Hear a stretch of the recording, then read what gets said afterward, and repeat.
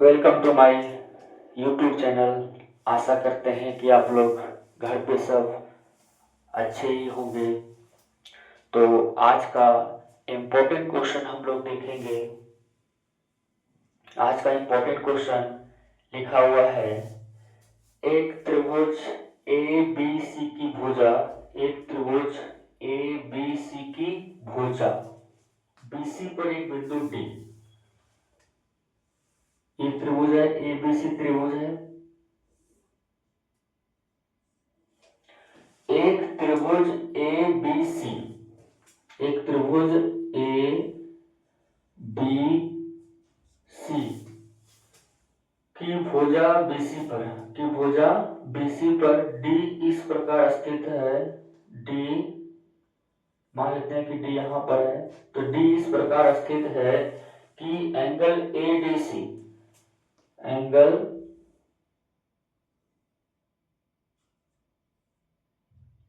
Angle A D C equal to angle B A C है। A D सी कह रहा है कि ए डी सी ये एंगल और बी ए सी ये एंगल आपस में जो है इक्वल है, बराबर है।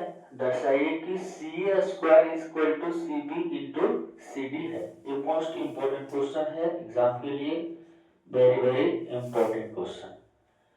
तो हम लोग यहाँ पर जो है सबसे पहले यहाँ राइट करेंगे हल, क्योंकि सॉल्व कर रहे हैं। तो त्रिभुज ए बी सी यहाँ लिखेंगे, त्रिभुज ए बी सी और त्रिभुज ए बी सी या बी ए सी भी राइट कर सकते हो। ए बी सी और त्रिभुज डी ए सी लेते हैं। त्रिभुज डी ए सी में त्रिभुज ए बी सी और डी ए सी में क्या दिया हुआ है, angle A D C, angle A D C. तो इसमें जो है एंगल ए डी सी और एंगल बी ए सी बराबर है। तो इसका अगर दोनों को अलग अलग बनाते हैं, सपोज ऐसे, ये आपका हो गया ए बी सी और ये जो है आपका दिया हुआ है ए डी सी। तो ए डी सी, ए डी सी ये एंगल और बी ए सी ये एंगल दिया हुआ है। तो यहां लिखेंगे बी एंगल बी ए सी, तो यहां लिख सकते हैं बी ए सी जो है बराबर है, किसके बराबर है, एंगल ए डी सी। ये क्वेश्चन में दिया हुआ है, यहां राइट करेंगे दिया है। और एक चीज यहां पर ध्यान से देखेंगे, ए बी सी में, ए बी सी बड़ा वाला त्रिभुज में और एक छोटा त्रिभुज में डी ए सी में। तो इस त्रिभुज में भी सी आ रहा है, एंगल सी आ रहा है, और इस त्रिभुज में भी एंगल सी आ रहा है। तो एंगल सी और एंगल सी क्या हो जाएगा, कॉमन। तो angle C equal to angle C, उभयनिष्ठ। ये क्या हो गया, उभयनिष्ठ हो गया।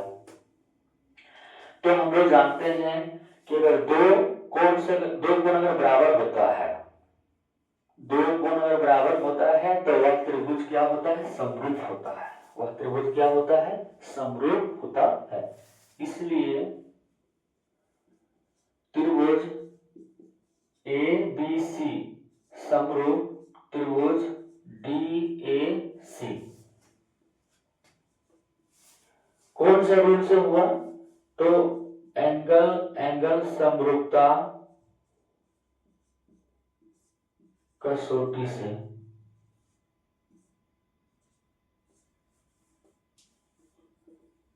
एंगल समरूपता कसौटी से ये दो त्रिभुज क्या हो गए, समरूप हो गए। आपसे समरूप हो गए, तो जब दो त्रिभुज समरूप होता है तो उसका जो संगत भाग जो होता है वो समानुपातिक होता है। जैसे हमें यहाँ लाना क्या है, सी ए।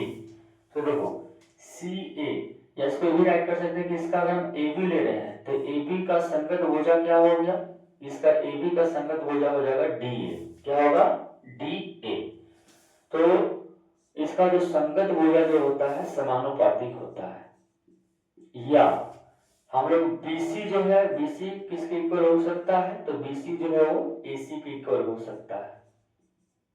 और अगर हम A और इसका C ले रहे हैं तो AC जो है उसका संगत, AC का संगत भुजा क्या हो जाएगा DC, AC का संगत भुजा क्या हो जाएगा DC, क्योंकि AC का संगत भुजा DC है और समानुपातिक होगा। क्यों, क्योंकि दोनों त्रिभुज क्या है समरूप है। जब दो त्रिभुज समरूप होता है तो उसका संगत भाग जो होता है वो क्या होता है समानुपातिक होता है। इसलिए अब सब एक दूसरे के क्या है बराबर है, सब एक दूसरे के जो है वो क्या है बराबर है। इसलिए हम लोग जो है CB और CA और CD बराबर होगा, क्योंकि हमें यही प्रूव करना है। यहाँ पर फोकस करेंगे हम लोग CA, देखो यहाँ पर CA तो CA यहाँ आए ना, तो हम लोग और क्या CB, तो CB देखो ये CB ले रहे हैं हम लोग, तो यहाँ CB ले लिए और यहाँ क्या लेंगे CA, ये किसके इक्वल होगा CA के इक्वल होगा और ये किसके इक्वल होगा CD के इक्वल होगा, क्योंकि सब एक दूसरे के इक्वल है बराबर है। अब क्रॉस मल्टीप्लिकेशन करेंगे, इसको इससे मल्टीप्लाई करेंगे और इसको इससे मल्टीप्लाई करेंगे, और CA को CA से मल्टीप्लाई करो और CB को CD से मल्टीप्लाई करो, तो CA को CA से मल्टीप्लाई करेंगे तो CA स्क्वायर होगा ना, और CB इंटू CD, यही हमें प्रूव करना था। ये प्रूव हो चुका है, तो इसमें कुछ नहीं किया है, सिर्फ क्या किया है दो त्रिभुज यहाँ दिया, त्रिभुज दिया हुआ था तो एक बड़ा त्रिभुज लिया और एक छोटा त्रिभुज लिया, तो बड़ा त्रिभुज लिया और एक क्या लिया छोटा त्रिभुज। पहला जो क्वेश्चन हमें दे दिया है कि angle ADC equal to BAC दिया हुआ है। उसके बाद क्या किए कि दोनों त्रिभुज में, एक बड़ा त्रिभुज में और एक छोटा त्रिभुज में अगर हम देखें, ध्यान से देखें तो इसमें एंगल C जो है वो घनिष्ठ है। बड़ा त्रिभुज और छोटा त्रिभुज में अगर ध्यान से देखें तो एंगल C जो है वो क्या है उभयनिष्ठ है, इसलिए हम लोग यहाँ लिखे उभयनिष्ठ। अब दो त्रिभुज में दो कोण बराबर हो गया तो दोनों त्रिभुज क्या हो जाएगा समरूप हो जाएगा, तो दोनों त्रिभुज क्या हो गया समरूप हो गया। और हम लोग जानते हैं कि जब दो त्रिभुज समरूप होता है तो उसका जो संगत भुजा जो होता है वो समानुपातिक होता है। संगत भुजा क्या होता है समानुपातिक होता है, इसीलिए AB का संगत भुजा क्या हो जाएगा DA, लेकिन ये बराबर नहीं होगा, ये समानुपातिक होगा, इसको रेशियो में लिखना है। इक्वल टू BC का जो संगत भुजा जो होगा वो AC होगा, वो भी समानुपातिक होगा, और AC और DC ये भी आपस में क्या होंगे बराबर होंगे। जब दो त्रिभुज समरूप है तो उसका समानुपातिक जो रेशियो जो होता है, अनुपात जो होता है, सब बराबर होते हैं, दूसरे का क्या होता है बराबर होता है। तो हम लोग क्या कहेंगे, जो प्रूव करना है तो CA और CB और CD तो कहाँ आएगा, CA इसमें आ रहा है, CB इसमें है, CD इसमें है, तो हम लोग ये दोनों को क्या किए हम लोग ले लिए, तो यहाँ लिए तो BC बटा AC किए और AC बटा DC किए, तो हम चाहे BC को BC लिखो चाहे CB लिखो कोई दिक्कत उसमें नहीं है, BC या CB, इसीलिए हम लोग यहाँ क्या कर रहे हैं CB लिखे, CA और CD कर दिए।